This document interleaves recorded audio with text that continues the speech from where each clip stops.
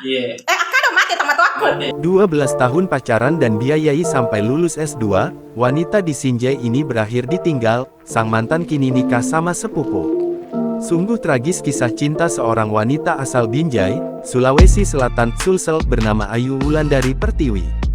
Dalam unggahan TikTok, Ayu menceritakan bahwa kisah yang 12 tahun diperjuangkan, justru berakhir dengan kesedihan. Ayu mengaku sudah 12 tahun menjalani kisah asmara dengan seorang pria. Ia bersabar menemani pacar dari nol. Bahkan, Ayu sempat mengaku rugi sampai ratusan juta karena juga menyekolahkan mantannya. Mereka berpacaran sejak SMP hingga sang pria lulus S2. Namun, setelah pria tersebut mulai sukses, Ayu justru ditinggalkan. Parahnya, perempuan yang dilamar mantan kekasihnya itu adalah sepupu si pria. Tak hanya itu, Ayu Wulandari pun meminta uang sebesar 218 juta rupiah yang konon digelontorkan untuk membiayai hidup si pria sejak SMP hingga kuliah di Makassar untuk dikembalikan. Isi curhatan Ayu Wulandari di Instagram dari beberapa postingannya pun viral. Mati sama tuh atas si lalu-lalu nak. Iulang.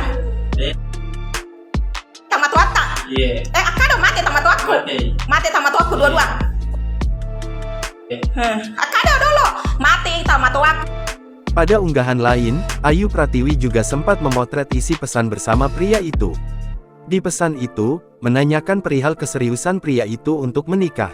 Namun, si pria malah memblokir semua akun Ayu Wulandari dan tetap melangsungkan pernikahan pada Juli tahun 2023 lalu.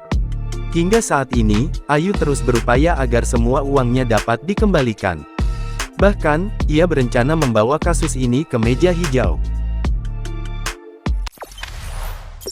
Jangan lupa subscribe, share, komen, dan like ya.